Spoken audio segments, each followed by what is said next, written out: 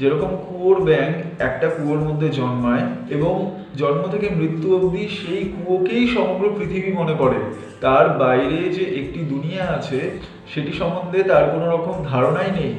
ঠিক সেরকমই আমরা যদি ইন্দ্রিয় দ্বারা অনুভূত জগৎকেই আলটিমেট সত্য বলে মনে করি বা পারমার্থিক সত্য বলে মনে করি, তাহলে এই ইন্দ্রিয়ের পারে যে জগৎ আছে তাকে কোনোদিনই জানতে পারবো না। এবং ম্যাক্সিমাম ক্ষেত্রে তাই হচ্ছে। আমরা আমাদের ইন্দ্রিয় দ্বারা যতটা দেখতে পাচ্ছি আমরা সেটাকেই সত্যি বলে দাবি করছি, কিন্তু সেটি শুধুমাত্র ইন্দ্রিয় সাপেক্ষ। এবং বুদ্ধি, যার উপর আমরা এত ভরসা করি, সেই বুদ্ধিও সেই ব্যাপারটিকেই অ্যানালাইসিস করতে পারে যা ইন্দ্রিয় গ্রাহ্য।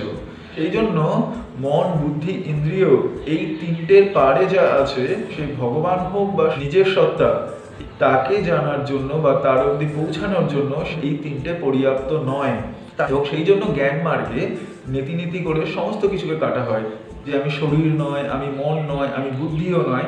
তারপর যেটা পড়ে থাকে সেটি কোনো ব্যক্তিগত সত্তা নয়, সেটি সেই কম্বাইন্ড চেতনা।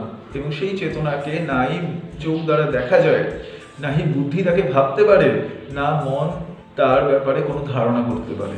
অর্থাৎ যে ইন্দ্রিয়, মন, বুদ্ধির পারে সেটা আপনার সত্তা, সেটা ব্রহ্মের সত্তা।